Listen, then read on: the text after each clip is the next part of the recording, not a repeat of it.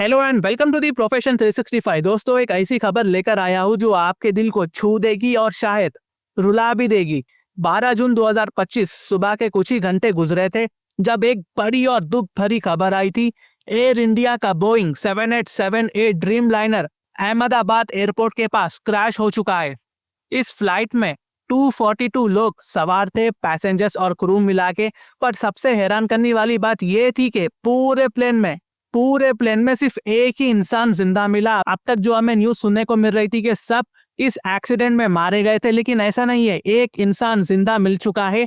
Seat number 11A पर यह इंसान बैठा हुआ था। लकी सीट थी ये, और इसका नाम है विश्वास कुमार रमेश। जी हाँ, इनका नाम विश्वास कुमार रमेश है। लेकिन ये हुआ कैसे दोस्तों? आप इमेजिन करिए गाइस कि एक एरोप्लेन, एक जहाज लंदन की ओर जा रहा है, तो उस जहाज में फ्यूल कितना होगा? ह्यूज क्वांटिटी में इसका फ्यूल होगा। एक्सीडेंट बहुत ज्यादा गहरा हुआ है, डीप हुआ है, लेकिन एक बंदा, बस एक शख्स कैसे बच गया? आइए इस वीडियो में इस चमत्कार की कहानी को समझते हैं। दोस्तों, इनके बारे में बोलने से पहले ना मैं कुछ डिटेल से वो पहले आपके सामने रख देता हूँ, फिर लकीली बच गए विश्वास कुमार रमेश के बारे में बोलता हूँ, ठीक है? ये फ्लाइट एयर इंडिया की थी। फ्लाइट नंबर था AI-171। ये अहमदाबाद से उड़ान भर के लंदन की ओर जा रही थी। ये निकल चुकी थी। सब कुछ रूटीन था, चेक इन था, बोर्डिंग सब कुछ हो गया, टेक ऑफ भी हो गया, सब कुछ स्मूथ चल रहा था। लेकिन टेक ऑफ के कुछ ही मिनट्स के बाद ना प्लेन में एक लाउड ब्लास्ट हुआ, ठीक है? कुछ लोग कहते हैं कि ये इंजन फेलियर था, कुछ लोग बोलते हैं कि ये टेक्निकल माल फंक्शन था।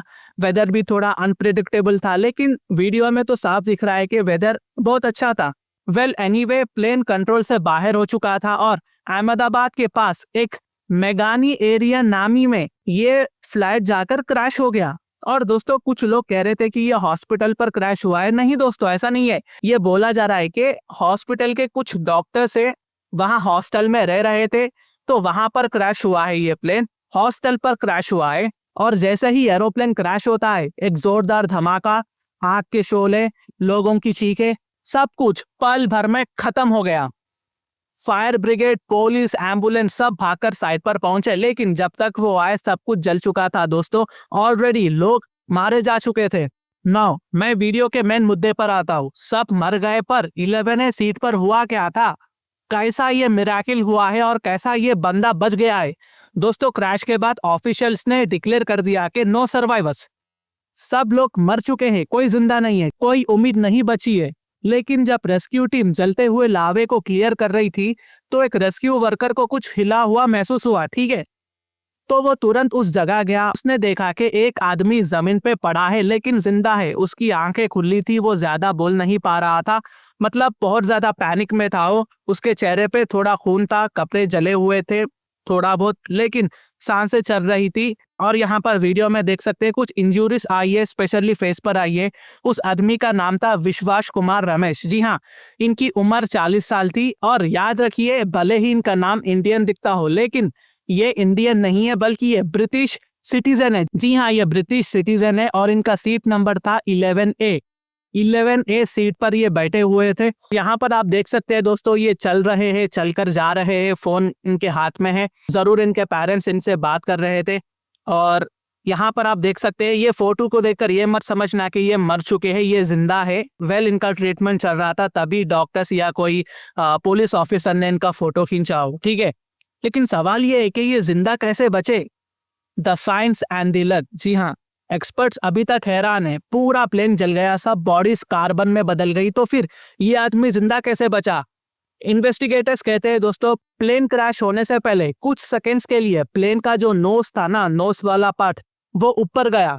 11A सीट इमरजेंसी के नजदीक थी। याद रहे, ये जो 11A सीट था ना, ये इमरजेंसी एग्जिट के बहुत ज्यादा नजदीक थी। क्रैश के वक्त उस साइड का जो हिस्सा था ना, पहले ही डिटैच हो गया होगा, जिसमें विश्वास बैठे थे, इसलिए शायद ब्लास्ट उस तक पूरा इफेक्ट नहीं कर पाया। लेकिन सिर्फ साइंस से ज्यादा ना यहाँ पर मिराकिल था, ठीक है? ये एक बहुत बड़ा मिराकिल है दोस्तों। डॉक्टर्स कहते हैं उसके चेस्ट, आईज, फेस और पैर पर चोट थी, लेकिन जो मेन इंपॉर्टेंट ऑर्गन्स थे वो ठीक है। हॉस्पिटल में विश्वास ने मीडिया को कुछ शब्दों में बताया, एक बहुत बड़ी लाउड आवाज आई, सब कुछ हिल गया, आंखें बंद की, जब खोली तो सिर्फ धुआं और खामोशी थी। उसके माँ बाप यूके में हैं। जब उनको कॉल गया कि उनका बेटा क्रैश से जिंदा बच गया है, उनके आंसू निकल कर आए उनके पेरेंट्स के। नाउ अब हम जरा बोइंग की कंपनी पर आते हैं। अब दुनिया भर के जो लोग हैं ना, बोइंग से सवाल कर रहे हैं। पहला जो इंसिडेंट हमें देखने को मिला था साउथ कोरिया का था, ठीक है। अब इसके बाद यहाँ पर इंडिया के बोइंग 787 ड्रीम लाइनर का हुआ है इंसिडेंट। क्या बोइंग 787 ड्रीम लाइनर वाकई में इतना सेफ है दोस्तों? ये बहुत बड़ा क्वेश्चन मार्क है। याद रखिए, ये पहला मेजर क्रैश है बोइंग 787 ड्रीम लाइनर का। इससे पहले क्रैश नहीं हुआ है।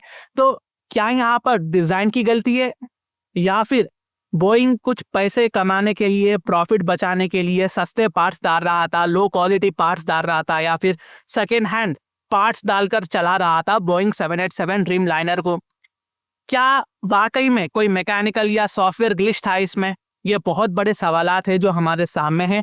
अभी जो भी मतलब क्लियर इन्फॉर्मेशन आएगी, उम्मीद है कि ये जो प्लेन का ब्लैक बॉक्स है वो सेफ होगा, और ब्लैक बॉक्स मिलने के बाद ही, प्रॉपर उसकी डिटेल निकालने के बाद ही हमें पता चलेगा कि एग्जैक्टली क्या हुआ यहाँ पर। इंडिया की डीजीसीए यानी कि directorate general of civil aviation ने इन्वेस्टिगेशन तो अभी के लिए शुरू कर दिया है। बोइंग ने भी स्टेटमेंट दिया कि वो डीजीसीए को फुल कोऑपरेट करेगा। तो दोस्तों, लास्ट में एक तरफ 241 लोग जिनकी कहानियां आप सिर्फ यादों में रह गई है, और दूसरी तरफ एक विश्वास कुमार है जो आज भी हॉस्पिटल में जिंदा है। एक मिराकिल की मिसाल है दोस्तों। ये जिंदगी कब किस मोड़ पर क्या दिखा दे पता नहीं दोस्तों, कोई नहीं जानता।